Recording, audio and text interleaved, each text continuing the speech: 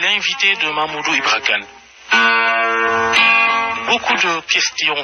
L'actualité politique, Macky Sall, l'opposition, les législatives, la jeunesse, l'emploi, le limogeage du directeur général du PRODAC, l'élection du nouveau président du Conseil national de la jeunesse du Sénégal et plusieurs autres sujets. Participez à l'émission via les réseaux sociaux. Mame Mbaye Niang, le ministre de la Jeunesse, face à Mamoudou Ibra Kane, le grand jury, dimanche, 11h10, Radio Futur Média. Mesdames, Messieurs, bonjour. Dimanche 8 janvier 2017, deuxième grand jury de l'année. Mame Mbaye Niang, bonjour. Oui, bonjour Mamadou.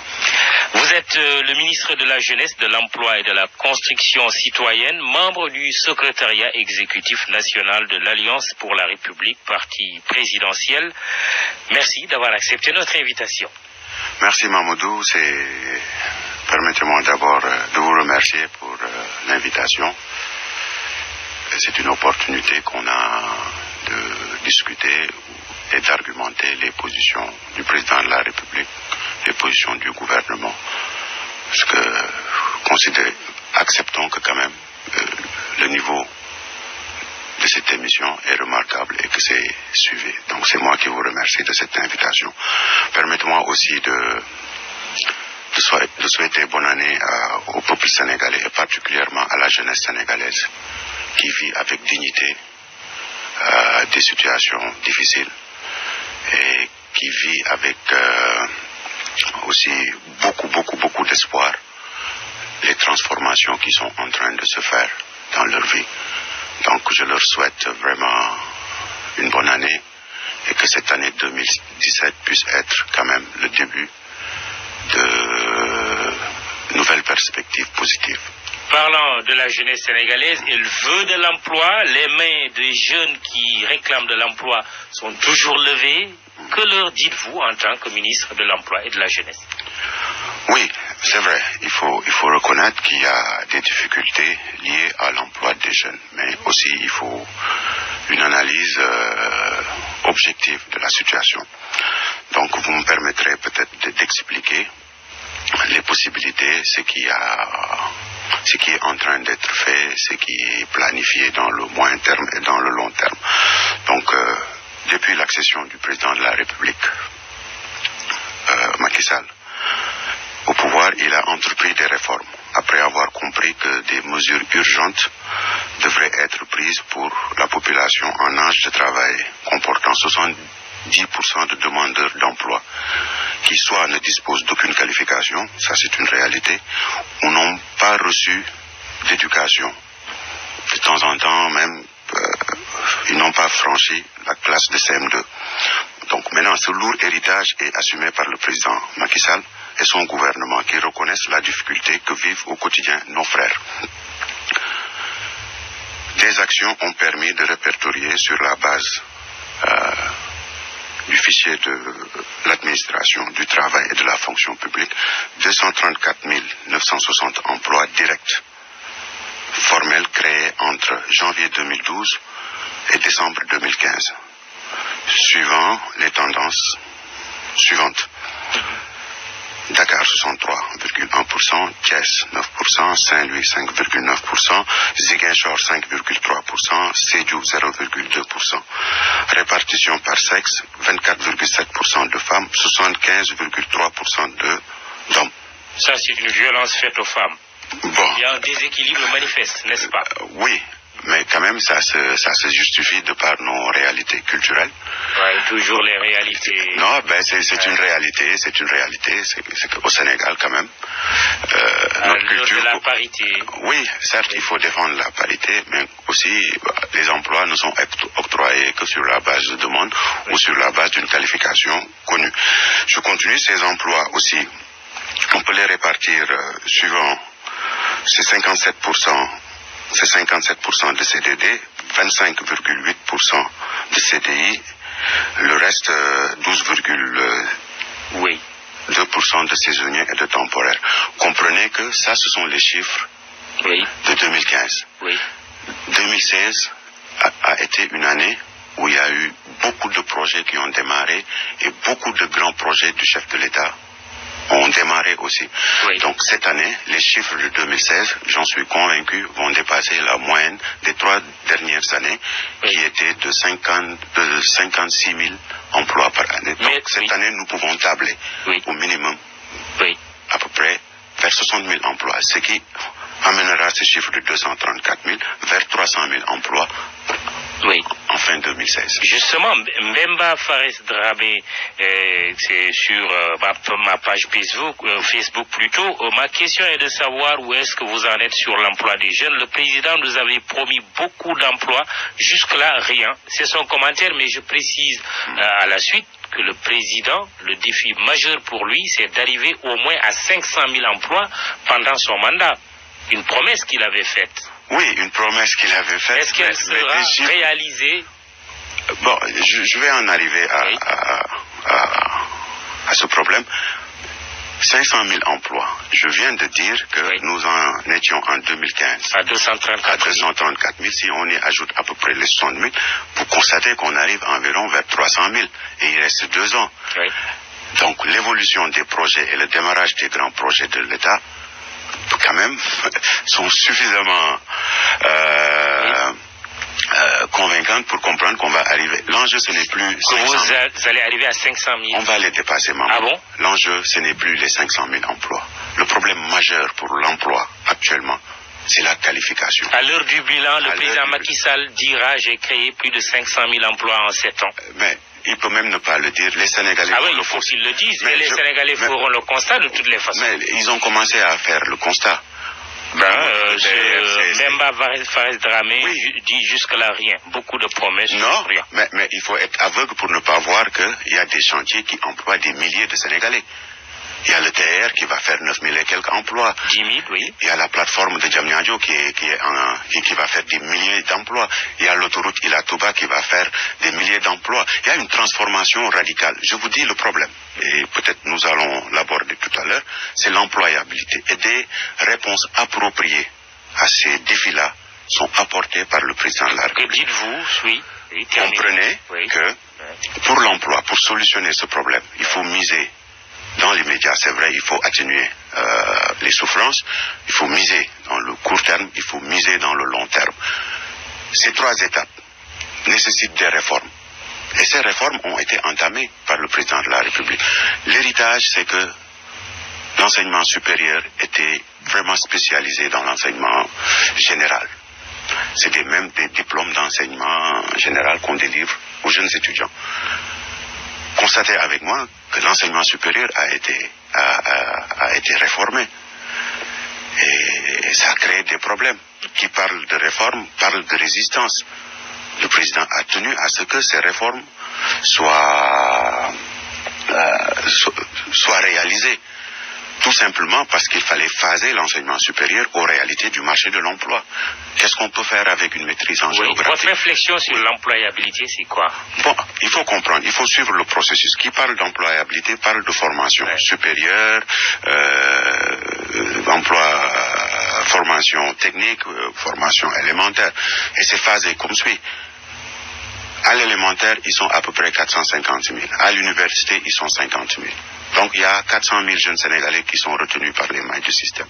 Dans ces 60%, c'est à peine qu'ils passent les mailles du filet, c'est pas au niveau du BFM. Donc à ces milliers de jeunes, il faut trouver une formation. C'est ce qui explique la volonté du président de la République de construire 17 lycées techniques.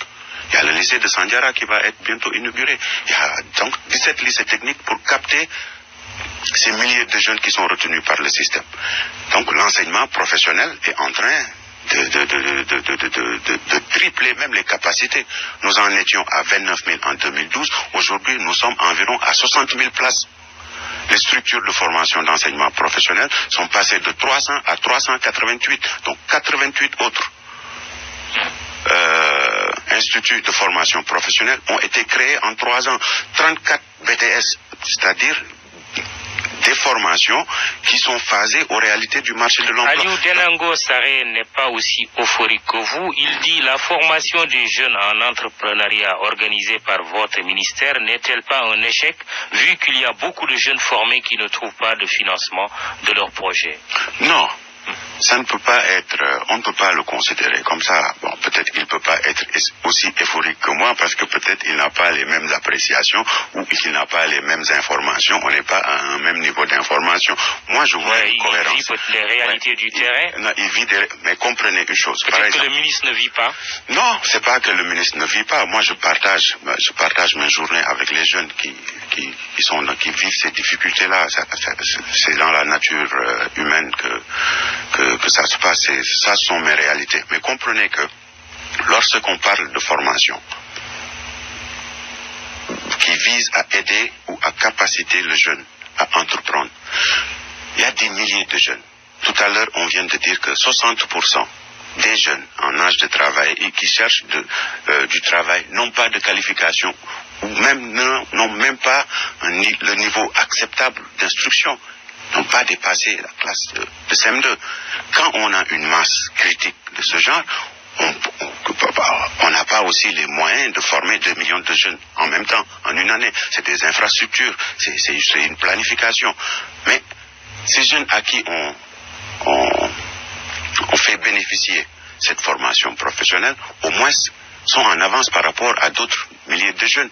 On leur donne des capacités qui leur permettent d'entreprendre, de rédiger un projet, de planifier un projet, de réaliser un projet.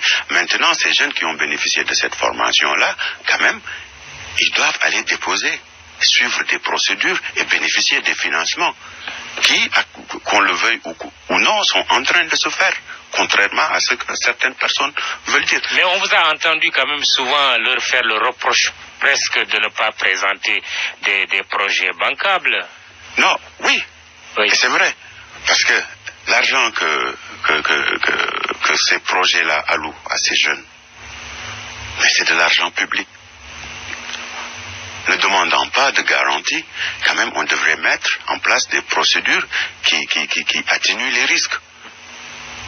Parce qu'il y a toujours ce qu'on appelle le retour d'expérience. On a vécu ici l'histoire de FNPJ, d'autres agences, où des milliards ont été injectés et il n'y a pas eu de remboursement. Nous ne pouvons plus quand même faire les mêmes choses avec les mêmes erreurs. On améliore un système avec le retour d'expérience. Donc là, ce n'est plus des garanties matérielles ou d'apport qui bloquent. C'est des projets rentables qu'on peut vérifier avec une documentation. Les 600 projets que vous avez financés récemment sont tous jugés rentables? Absolument. Mais ce qu'il faut préciser, c'est que ces 600 projets-là découlent d'une demande du Conseil national de la jeunesse au président de la République, après avoir constaté que les procédures au niveau de l'ANPEJ étaient un peu difficiles pour certains jeunes, non seulement la rédaction des projets, le PAPEJ avec ses procédures qui peuvent durer 6 à 7 mois. Donc le président de la République a accepté, suite à la demande du Conseil national de la jeunesse, de mettre 3 milliards à l'ANPEJ, et en demandant à ce que les risques soient adossés, que les risques soient supportés par l'État du Sénégal. Donc ça a été ces 3 milliards-là, il faut le reconnaître, il y a moins de contraintes. Mais quand même, on ne peut pas sélectionner sur la base sur une autre base que la pertinence ou la rentabilité d'un projet. C'est ce qui garantit le remboursement. Commentaire de Laïndoy sur l'ANPEJ, il dit d'ailleurs une agence que je n'arrive pas à comprendre. Cette agence nous fait faire des choses pour nous décourager, nous les demandeurs d'emploi. J'y suis parti plusieurs fois, mais chaque fois j'ai la même chanson. Réécrivez votre CV en mettant ceci et cela, faites une enquête sur votre option d'emploi et plein d'autres détails à la limite ennuyeux selon lui, avant de vous dire de revenir dans une semaine. Sa question, n'est-il pas temps de revoir votre politique de recrutement qui me semble être une politique politique de découragement. Non, moi je pense que ça c'est la position de l'ANDO et c'est pas la position des 2500 jeunes qui ont été impactés récemment par les financements de l'ANDO. Oui, mais il a son avis, hein. C'est important quand même que les gens disent leurs sentiments par rapport aux politiques publiques. Oui, que je respecte d'ailleurs. Mais je dis que ça c'est la position de ce monsieur-là qui dit que, bon, peut-être il est parti, il est revenu. Qui vous dit que les 2500 jeunes qui ont été impactés par les derniers financements n'ont pas fait 2 ou 3 mois. Ce qu'il faut comprendre, c'est que c'est pas que maintenant il faut aller, on part à l'ANPEJ avec un projet qui a été conçu par soit un étudiant ou un ami à qui on prête des capacités de rédaction administrative ou financière. Non, un projet est rédigé par un ingénieur financier ou corrigé par un ingénieur financier. Ou on a un business plan. On investit dans, on l'amortit comme ça, la nature de l'investissement, il y a tout un processus. On va arriver à un problème avec les 2500 jeunes qui ont été impactés récemment. Parce que certains ont cru qu'on leur donne le chèque, ils vont à la banque, ils retirent les 5 millions de francs et qu'ils peuvent en faire ce qu'ils veulent et que dans 3 mois après, ils peuvent commencer les paiements. Non, ça ne se passe plus comme ça. Il y a un processus de décaissement. Quand vous me dites que vous voulez financer dans l'agriculture, mais il y a un processus. Il faut construire d'abord l'abri. Au moment de construire l'abri, la banque décaisse le montant approprié. Au moment d'acheter les poussins, la banque décaisse. Au moment d'acheter l'aliment, la banque décaisse. C'est comme ça que ça va se faire. On n'est plus dans ces situations où on vient, où on vous donne le chèque en blanc, 5 millions, vous allez, vous partez, vous faites ce que vous voulez, ou que vous ne payez pas. Non, on a changé. Et ces changements-là découlent de ce retour d'expérience que les gens ne veulent pas entendre. On n'a plus le droit, quand même, de positionner ou de donner l'argent public sur la base de l'affection, sur la base de l'appartenance, mais c'est uniquement sur la base de critères objectifs, notamment la pertinence et la rentabilité d'un projet. Je peux comprendre qu'il y ait des jeunes qui ont des difficultés à rédiger un projet. Mais c'est la raison pour laquelle ce n'est même pas l'ANPEJ qui a ce monopole. Des structures comme le Fonds 6 ou le FONGIP du moins, ont recruté des ingénieurs financiers au niveau de l'ANPEJ qu'on met à la disposition des jeunes qui ne savent pas lire et écrire. Ces 60% ont la possibilité d'aller donner leur idée de projet. Il y a des ingénieurs financiers qui sont payés pour ça, à les aider à articuler, à rédiger un projet bancable. Ça se fait. C'est seulement sur ces bases-là que les 2500 jeunes qui ont été impactés récemment et les 1400 jeunes qui ont été impactés l'année passée ont eu à être choisis et à être financés. Très bien. Ouais. Alors, on va parler des PRODAC, oui. Du PRODAC plutôt, le Programme national des domaines agricoles communautaires. Son directeur général a été limogé cette semaine ou la semaine dernière, Jean-Pierre Senghor. Le ministre de la Jeunesse, qui est le ministre de tutelle, est interpellé par beaucoup de gens sur cette question. Qu'est-ce qui a motivé le départ de Jean-Pierre Senghor? Bon, d'abord, ce qu'il faut comprendre, c'est que c'est pas à grand jury que je vais donner des raisons, mais ce qu'il faut comprendre, c'est que moi je travaille, l'équipe, nous travaillons sur la base d'un modèle. Chaque année, l'année passée, à pareil moment, le coordonnateur du PAPEJ a été relevé de ses fonctions. Je dis bien, l'année passée, à pareil moment. Oui. Le coordonnateur, le chef de projet du PAPEJ a été relevé de ses fonctions. Il y a de cela 6 mois, un projet a quitté le ministère et a été ancré à l'ANPEJ. C'est suivant un modèle de cohérence. Chaque année, nous avons défini, c'est notre matière de travail, on peut nous le reprocher, à installer une périodicité. Nous évaluons tous les projets. Après une évaluation, on ne va pas se permettre à parler. Lorsqu'on a la décision, on prend des actes pour corriger. C'est après évaluation que vous avez décidé de limoger le directeur général. Je vous dis que répondez-vous à certaines informations qui disent que c'est parce que vous êtes en conflit? Mais on ne peut pas être avec lui plutôt. Non, on ne peut pas être en conflit. C'est moi qui l'ai proposé, sans l'avis de personne. Au moment où il a été nommé, c'était sur ma proposition. C'est moi qui ai proposé à ce qu'il soit relevé. Pourquoi? Mais je vous dis que c'est suite à une évaluation, à une volonté d'améliorer notre processus. Quelle faute a-t-il commis? Mais c'est pas ici que je vais dire des fautes. Comprenez il a commis des fautes? Non, je n'accuse personne. Je dis que c'est suite à une évaluation qui a pour objectif d'améliorer notre façon de faire et d'optimiser les ressources qu'on a pour impacter plus de jeunes Sénégalais. Est-ce que ce n'est pas son refus d'avaliser le transfert du financement du PRODAC ou du DAC de Kédougou de 6 milliards à celui de Sangalkam qu'il a emporté? Mais il ne peut pas refuser parce que ce n'est pas à lui de décider. Ce transfert-là... Il peut donner son avis? Non. Donc, il y a une différence entre donner un avis... Oui, un avis de refus, non, pas une décision, mais de dire je ne suis pas d'accord. Non, c'est parce que, peut-être, moi je ne vais pas rentrer dans des polémiques, mais c'est méconnaître le projet. C'est méconnaître le projet de penser qu'il a les capacités de refuser ou de trucs. Et puis d'ailleurs, ce n'est même pas ce genre de discussion. Nous travaillons sur la base d'objectifs. Le contrat, c'est moi qui l'ai signé.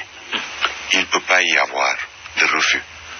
Parce que je peux décider suite à une volonté ou à des informations. Oui. Donc, il n'y a pas cette possibilité-là de refus. Oui. Décider de la réalisation d'un projet à tel point ou tel point n'émane pas de sa responsabilité. C'est le cas? Non, c'est pas le cas. Les 6 milliards de Kédougou vont être donnés à Sangalkam? Non, non, les 6 milliards de Kédougou... Attends. Oui. Kédougou a été financé avec le fonds minier. Et va continuer à être financé avec le fonds minier. Oui. Sangalkam a un budget de 6 milliards 500. Qui n'a rien à voir avec celui de Kédougou. Absolument. Pourquoi on veut... Non, je vous dis, on évalue chaque année. L'année prochaine, le PRODAC sera réévalué, comme tous les autres projets. Et en fonction des objectifs qu'on nous a fixés, nous, on est obligé d'apporter des résultats. Donc, il n'y a rien de personnel, il n'y a pas à polémiquer quand il n'y a pas de problème. C'est des choix. Le Conseil national de la jeunesse a un nouveau président à la personne de Khadim Diop qui remplace Aliou Sow. Un nouveau président qui dit qu'il met son mandat sous le signe de la bonne gouvernance. Il est même pour une motion de censure pour remplacer le président du Conseil en cas de faute grave. Vous l'avez installé? Oui, je voudrais d'abord féliciter le président Aliou Sow et l'équipe qui l'a accompagné. De par son comportement républicain et de par ses prises de position justes, axées uniquement sur la base des intérêts de la jeunesse, ou axées principalement pour résoudre les problèmes auxquels la jeunesse sénégalaise est confrontée. C'est un grand monsieur qui vient d'abattre un travail de titan avec l'équipe sortante, qui ont su maintenir le Conseil national de la jeunesse, qui ont eu à honorer la jeunesse sénégalaise en général. Bon, le président Khadim a été installé, c'est vrai, un produit du Conseil national de la jeunesse. Donc, je pense que le travail, il ne peut pas faire moins que le président Aliou. On attend beaucoup de choses, on attend beaucoup de responsabilités de sa part. Je suis convaincu qu'on va y arriver ensemble. Il est dans le bon axe en disant qu'il met son mandat sous le signe de la bonne gouvernance. Mais absolument, il ne peut pas faire autrement. La preuve, c'est qu'il faut saluer aussi la maturité des jeunes qui ont été élus. On a renouvelé 595 communes. On a renouvelé 45 départements, on a renouvelé 14 régions, on a renouvelé le bureau national, et tout ceci s'est passé dans la discipline, la transparence, et ça a permis aux jeunes d'apprendre l'exercice démocratique, sans contestation, sans polémique, au moment où beaucoup de gens attendaient à ce qu'il y ait des agitations ou de la violence. Donc je salue la maturité de ces jeunes qui ont accompagné le ministère à ces renouvellements-là. Donc, on ose espérer que s'ils ont eu à faire cette prouesse-là et à donner le bon exemple à la jeunesse sénégalaise, au moment où, quand même, il faut le reconnaître, on est confronté à ces difficultés de violence, de prise de position vraiment très dure, eux, ils ont su relever ce défi. Oui, Pape Mor Diop dit que le CNJS reçoit une subvention de la part de l'État, mais la plupart de ses démembrements ne reçoivent aucune aide venant des collectivités locales. Est-ce que le ministre de la Jeunesse ne doit pas trouver des astuces pour convaincre ces dernières à appuyer les CCJ, les CAGE, les CDJ et les autres CRJ, comme l'a bien précisé l'article 308 du Code des collectivités territoriales? Oui, c'est le challenge qu'on s'est fixé avec le nouveau bureau particulièrement, parce qu'il y a quand même une relève qui a été très tôt sensibilisée. Ils vont pas nous refuser, notre volonté d'aider le Conseil national de la jeunesse à assumer ses responsabilités et quand même aussi à imposer leur légitimité. Parce que ce qu'il faut rappeler, ce sont des jeunes qui sont issus d'élections transparentes, où pratiquement des milliers de jeunes ont participé.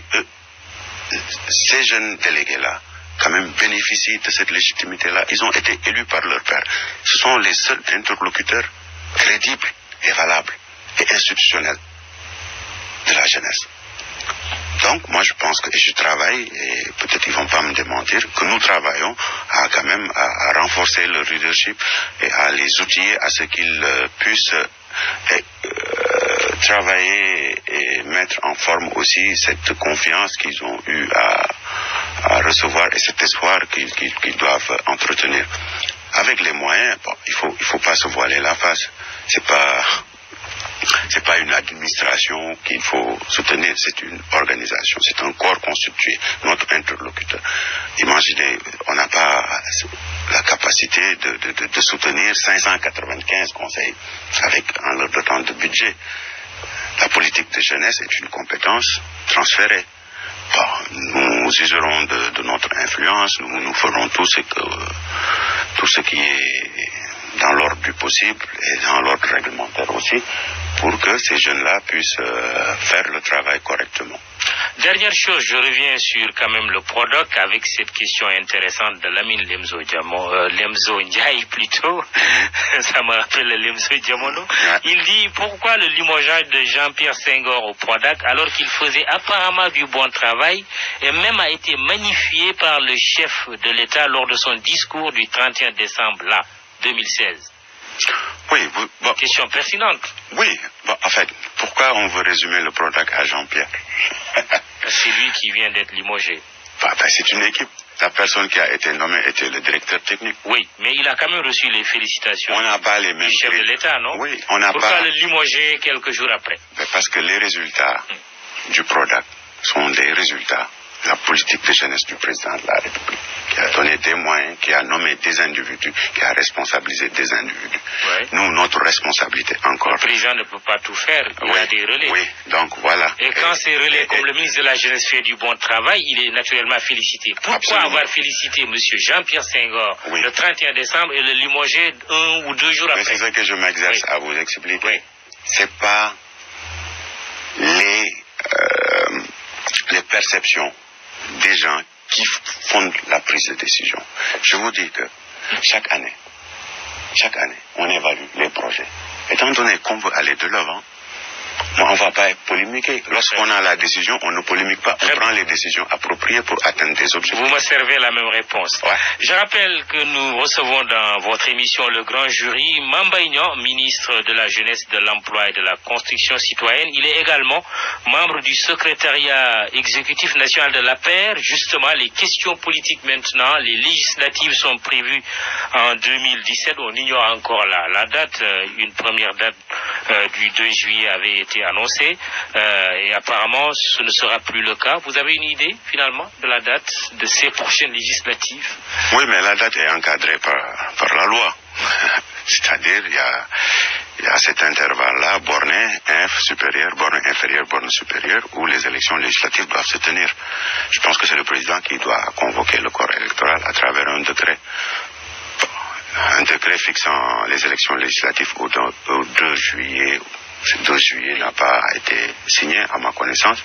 Et donc c'est des informations que certaines personnes... Sortie de l'audience que le président a accordée il n'y a pas longtemps à Manko Ouattou, Sénégal. Oui, sortie d'une audience, mais en tout cas c'est pas encore acté. Ce qui est sûr, c'est que les élections vont se faire durant cet intervalle-là. Maintenant, il faut que des élections, ça engage des politiques, il faut des discussions. Il recevait Manko au Sénégal. Après, il y a eu des gens qui ont argumenté le deuil, ça sera le ramadan, c'est toujours des réalités auxquelles il faut... Auxquelles il fallait penser aussi, hein. Oui, mais quand même... Non, auxquelles il fallait... Auparavant, je suis d'accord. Mais quand même, il faut rappeler que ça n'a jamais été acté. Ce qui serait peut-être gênant, c'est que ça soit acté par un décret, et que peut-être, avant de faire ce décret, il y a peut-être ces informations-là qu'il faut recueillir. Mais ce qui est important et ce qui est déterminant, c'est que les élections vont se tenir durant cet intervalle réglementaire défini par la loi. Entre juin et août ou plus tard. Par rapport à ces législatives, nos confrères de Nouvel Horizon ont écrit cette semaine que les investitures à Benno devraient être marquées par la désignation de Moustapha Niasse comme tête de liste et Mme Aminata Touré, ancien Premier ministre, directrice de campagne. Confirmez-vous cette information? Mais je ne saurais confirmer des informations relayées par la presse. Combien de fois est-ce que la réalité a été en porte-à-faux avec les informations diffusées auparavant. Non, ce qu'il faut comprendre, c'est que nous travaillons avec un homme, le président de la République Macky Sall, dans un parti, dans une coalition. Il y a des choix qui ne relèvent pas, moi, de mes compétences mais il y a des choix qui lui sont réservés à lui, ce sont ses pouvoirs à lui. Que Mame Mbaye Niang soit dans la liste ou pas, c'est pas important.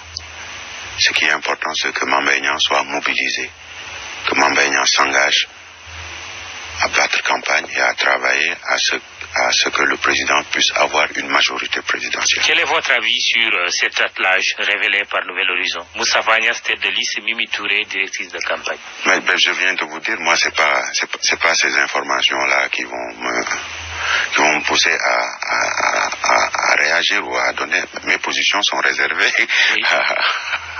à mes instances, aux instances auxquelles moi j'appartiens. Donc là-bas, je pourrais donner. Mais je dis et je confirme, et je le répète, le choix est dédié exclusivement au président de la République. Et il ne peut pas y avoir de contestation. Il ne les a pas encore choisis, Moustapha Niasse, Aminata Touré. En tout cas, on n'a pas encore donné ces informations dans les instances auxquelles moi j'assiste. Les choix qu'il va faire seront basés sur des appréciations justes. Parce que tout simplement, il a des outils et des informations peut-être qui lui permettent d'apprécier, de choisir telle personne ou telle personne. On ne peut pas et on n'a pas le droit d'anticiper sur ces choix. On ne peut pas se réserver le droit si le président de la République prenait des décisions sur la base de l'opinion que se fait chacun, peut-être que moi je ne serais pas là où je suis.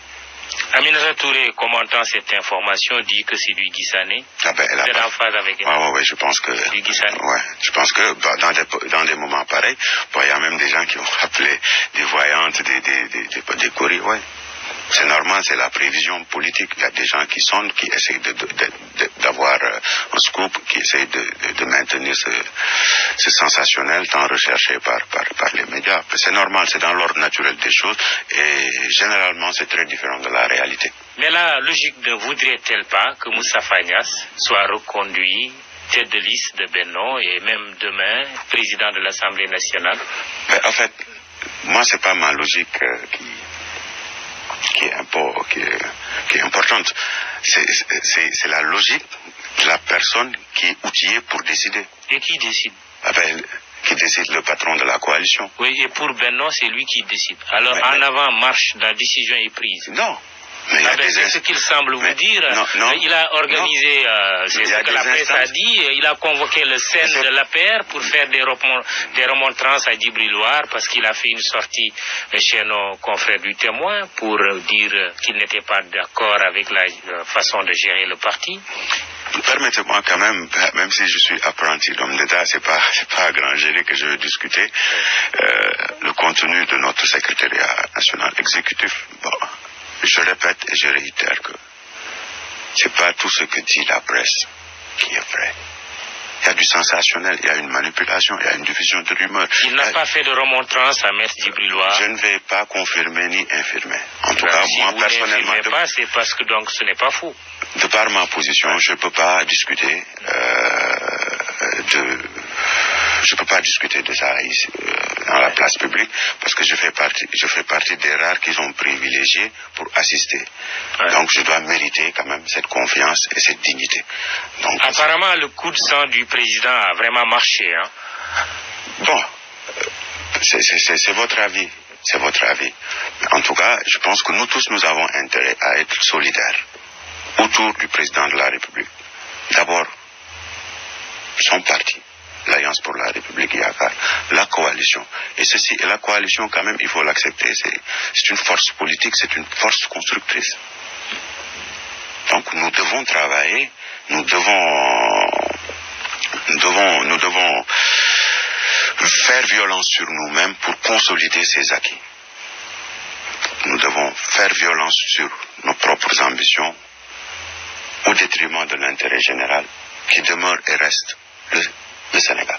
Quelle appréciation faites-vous du travail de Moustapha Niasse à la tête de l'Assemblée nationale à la veille de ces élections législatives qui vont marquer la fin de l'actuelle législature? Bon, en tout cas, moi, de par ma position, peut-être je ne peux pas juger, hein, c'est un pouvoir à part, et moi je fais partie d'un autre pouvoir, l'exécutif. Ouais. Donc, mais je peux donner, à chaque fois que je suis parti à l'Assemblée à travers les commissions techniques, commissions des finances, de temps en temps même j'y suis allé sur ma propre demande pour partager avec eux un programme, recueillir l'avis des députés du peuple. Ça a été vraiment instructif, ça a été très intéressant pour nous. Et ça nous a permis quand même d'améliorer et d'avoir le retour de chaque localité à travers la représentation. Moustapha Niasse, un bon président? Oui, Moustapha Niasse, je peux même pas dire Moustapha Niasse parce qu'il représente autre chose. C'est un oncle, c'est un père, mais quand même, Moustapha Niasse, quand même, il faut reconnaître que c'est Moustapha Niasse. À travers l'éloquence, ses capacités, l'histoire, ce qu'il a fait pour le Sénégal, ce qu'il représente pour le Sénégal, le modèle qu'il constitue pour la jeunesse sénégalaise, il faut l'accepter. On ne change pas un homme qui gagne? Encore une fois, si le choix m'était réservé, je me prononcerai. Mais ma position ne peut pas influencer le choix du président de la République ou le choix de la coalition. Est-ce que l'APR a pour ambition d'être à la tête de l'Assemblée nationale? Mais l'APR va se prononcer, Mamadou, par rapport à ces sujets. Parce que l'APR aussi, quoi qu'on puisse dire, n'a jamais eu peur ou n'a jamais cédé à des pressions quelconques pour donner des positions claires. Nous assumons nos positions. Maintenant, les discussions se font en interne. On peut être d'accord en interne, on peut ne pas être d'accord, mais quand même, il faudra accepter la démocratie. À la sortie de ces prises de position-là, l'ensemble des militants de l'APR ont la responsabilité et le devoir d'assumer ces positions. Et nous le ferons. Quelles positions? Les positions que l'APR, que notre secrétariat exécutif, les positions que notre secrétariat exécutif donneront. On vous a quand même connu plus mordant, Mambaïnia, au point d'ailleurs que la sortie de Maître Djibril War dernièrement rappelle une de vos sorties sur, par exemple, le pétrole, quand vous parliez du frère du président de la République, Aliou Sall, des déclarations qui vous avaient valu, n'est-ce pas, la colère du grand frère et président de la République? Non, vous vous êtes assagi entre-temps? Pas du tout. En fait, encore une fois, c'est la preuve que ce que la presse avance de temps en temps. Ah non, vos déclarations, c'était dans une interview chez nos confrères d'enquête, écrite noir sur blanc. Mais vous venez d'affirmer que ça m'a valu la colère. Il n'y a jamais eu de colère. Ah oui? Non. Les déclarations de Maître War, je pense que cette presse même a fait allusion aux excuses qu'il a eu à présenter. C'est dépassé. Ce qui est important pour le moment, c'est pas qu'on s'assagit. Avec l'âge, on gagne en expérience quand même. On ne peut pas reprocher à une personne de vouloir aller de l'avant. Ouais. Et la position dans le combat dépend de la nature du combat. Les positions qu'on donne dépendent des réalités du combat aussi. Il faut être fluide, il faut s'adapter, il faut comprendre. Quand on se bat pas à l'aveuglette comme ça. On se bat par rapport à un timing. Vous faites un repli stratégique? Non, c'est pas un repli stratégique. D'ailleurs, en fait, moi, à chaque fois qu'on me demande de me prononcer par rapport à quelque chose, je donne mes positions. Donc, c'est pas... Mais attaquer la personne, peut-être attaquer la personne morale qui représente notre parti est très différent. Ça, c'est le dénominateur commun, c'est notre patrimoine commun. Parce que ce qu'il ne faut pas oublier, quand même, c'est que moi j'ai appris ça du président de la République. Un parti politique, c'est un bon leader crédible. C'est des porteurs d'idées, c'est des porteurs de voix, régis par un pacte de confiance qui constitue un parti politique. Bon, maintenant, donner des positions peut-être gênantes par rapport... au président du parti, quand même décrédibilise le parti, surtout quand ça vient de quelqu'un qui occupe des responsabilités. Ça, on peut le comprendre. Dans une démocratie, oui, on peut apprécier aussi les actes posés par un président. Mais tout un chacun est libre. En fait, tout un chacun est libre de donner ses positions. Mais quand même la morale. Mais quand on convoque un scène spécialement pour parler des propos tenus par un responsable, cela ne fait pas désordre. Par contre, ça je peux vous dire. Ouais. On n'a pas convoqué un secrétariat exécutif national pour discuter de ces propos. Au palais en plus, hein. C'était au palais de la République. Non, on n'a pas fait uniquement pour discuter de ça. On ne l'a pas fait. Et je peux certifier sur l'honneur que ça n'a pas pris 1% du temps. Ah oui. Ouais. Très bien. Alors, je pense que les enjeux auxquels nous sommes confrontés nous poussent à consacrer quand même beaucoup plus de temps à solutionner les problèmes auxquels les Sénégalais sont confrontés. La jeunesse de votre parti, vous avez eu à diriger l'Alliance des jeunes, je ne sais pas comment le mouvement des jeunes de l'APR. Aujourd'hui, c'est Madame Thérèse Faye. On vous a soupçonné d'être derrière les remous dernièrement au niveau de cette instance, et le président de votre parti lors de la dernière université républicaine a eu même à parler de vous personnellement en disant qu'il a choisi Madame Thérèse Faye Diouf comme il vous avait choisi. Il faut respecter sa décision et de toutes les façons il n'y aura pas de renouvellement avant 2019. Vous êtes d'accord avec lui? Bon, je fais un petit réglage. Moi j'ai jamais été membre de la COJER, je n'ai jamais dirigé la... Oui, le mouvement des jeunes. Oui, bon, en fait, il faut comprendre l'ossature au niveau de l'APR. Moi, je suis le secrétaire national chargé des jeunes depuis la création du parti jusqu'à présent. Abdou Mbow était le coordonnateur de la COJER. Madame Thérèse Faye était coordonnatrice du mouvement élèves et étudiants. Ouais. Donc, déjà, la base de l'information... Très bien, autant pour moi, on est bien d'accord. Donc, comprenez que ça ne correspond pas Je ne m'oppose pas aux jeunes de mon parti, mais je fais nettement la différence entre les responsabilités que j'ai au niveau du parti et le poste de ministre de la Jeunesse que j'ai. L'un, comme l'autre, ne peut pas influencer la prise de décision. Il faut être républicain. Je ne peux pas, en tant que ministre de la Jeunesse, me consacrer tout mon temps ou l'ensemble, consacrer le traitement destiné aux jeunes Sénégalais en général, aux jeunes de mon parti. Ça, on ne peut pas le faire.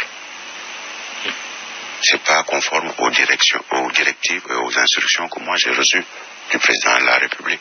Votre priorité, c'est la jeunesse sénégalaise dans son ensemble. Mais pourquoi on vous cite dans les remous au sein de la COJER? On cite beaucoup de gens, non.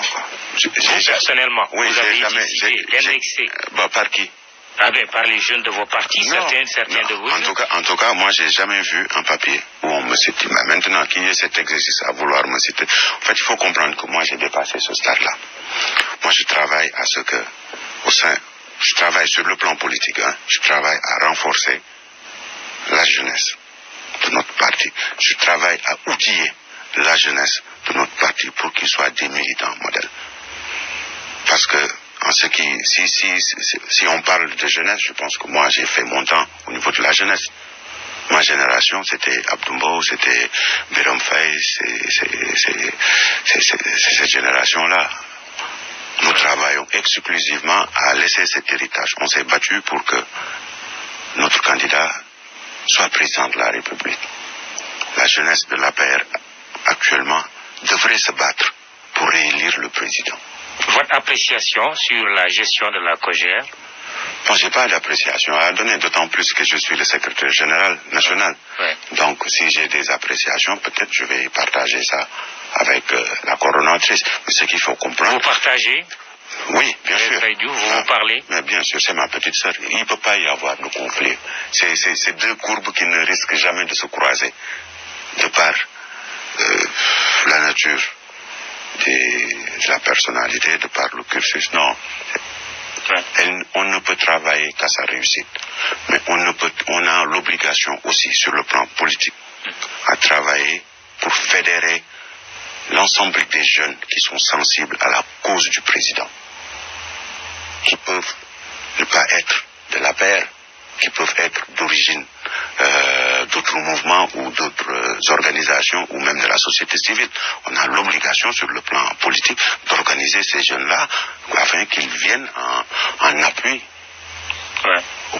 au travail politique que le parti effectue. D'autres jeunes qui font parler d'eux, ils sont aujourd'hui en garde à vue et risquent même d'être emprisonnés si les faits qui leur sont reprochés sont retenus par la justice. Et les jeunes du Parti socialiste, dont le maire de la Médina Bamba Fall et la députée Aminata Diallo et d'autres également qui sont cités dans des actes de violence qui ont eu lieu à la maison du Parti socialiste à la veille du référendum. Quel est votre avis en tant que jeune sur cette affaire interne certes au Parti socialiste mais qui est un allié aussi du président Macky Sall? Oui, ça serait discourtois quand même que je me prononce sur des problèmes d'un parti allié. La courtoisie aimerait que je ne me prononce pas et que je puisse pas, que je ne m'immisce pas dans le problème. Mais si ça concerne des jeunes, moi je ne peux être que dans une position de regretter ou de déplorer.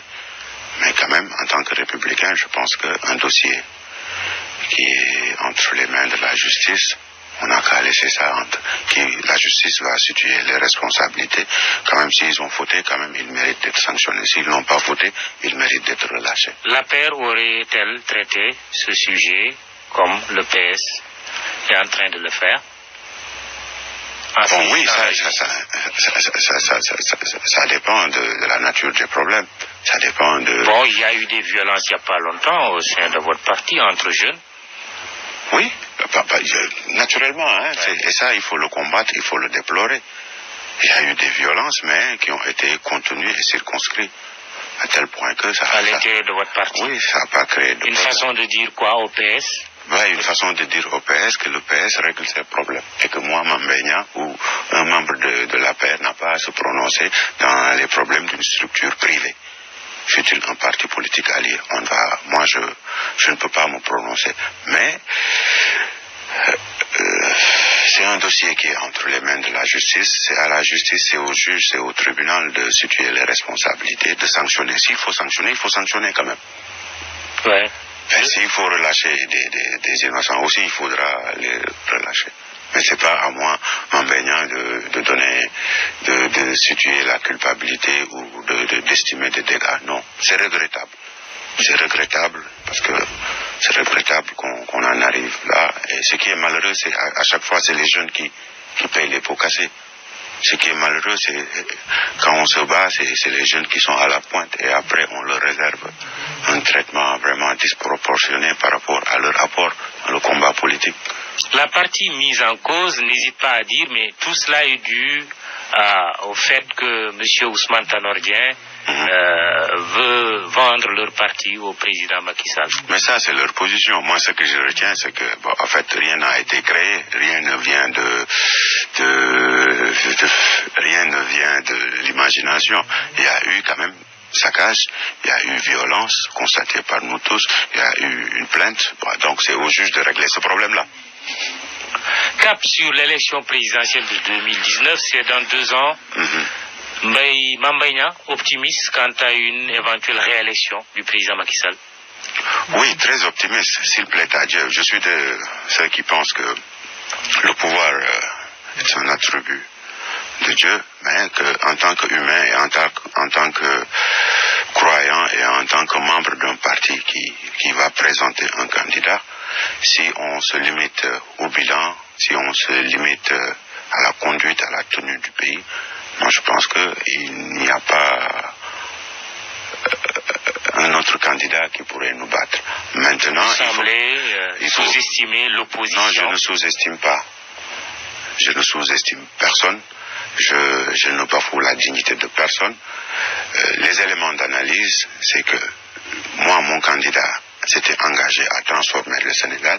Aujourd'hui, il est en train de transformer le Sénégal, même si certaines personnes ont décidé de ne pas le reconnaître ou de ne pas l'accepter ou de se soustraire à ces réalités-là. En quoi il est en train de transformer le Sénégal, concrètement? Mais concrètement, Mamoudou, donnez-moi un secteur précis, je vais vous donner. Ah non, mais vous dites qu'il est en train de transformer le Sénégal. C'est à vous de donner un secteur précis. Qu'est-ce qu'il est en train de faire? Ce qui est en train de se faire au niveau... Il est en train de transformer le Sénégal. Ce qui est en train de se faire, oui. Moi, dans le secteur qui m'a été confié, ne s'est jamais produit.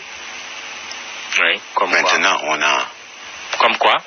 Maintenant, on a des solutions vraies, efficaces pour l'emploi. On a reconnu l'héritage et ça a nécessité des réformes, ça a nécessité des investissements. Ils sont en train d'être réalisés. Il y a la construction de 2 universités.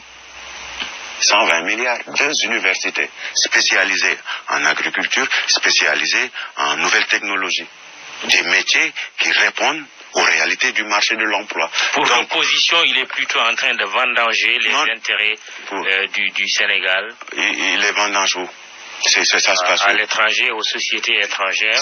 On parle concrètement, par exemple, de sa dernière visite d'État en France, oui. En lui reprochant de faire les affaires de la France. Sur le TER, le train express régional et sur d'autres grands projets. Moi, je suis choqué, Mamoudou, quand j'entends des Sénégalais donner ces genres de positions.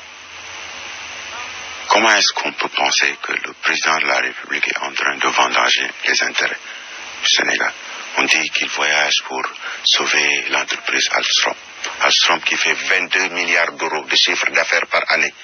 En quoi est-ce que Alstom peut être Alstom peut changer de direction ou d'orientation sur la base de 200 millions d'euros de construction?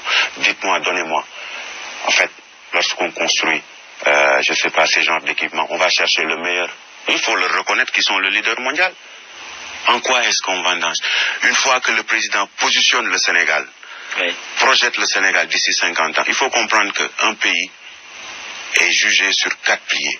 La mobilité, la santé, l'économie et les infrastructures. Et pour ça, le président Macky Sall est en train de transformer le Sénégal. Mais il le transforme parce qu'il sera réélu en 2019. Inch'Allah, nous travaillons pour ça. Merci Mambaïna. On est au terme de cette émission. Je rappelle que vous êtes le ministre de la Jeunesse, de l'Emploi et de la Construction citoyenne, membre de l'APR. Dans un instant, le journal de midi, Barthélémy Ngom, à la technique Vincent Dion, à la technique Vincent Dion, à la technique Vincent Dion, à la technique Vincent Dion, à la technique Vincent Dion, à la technique Vincent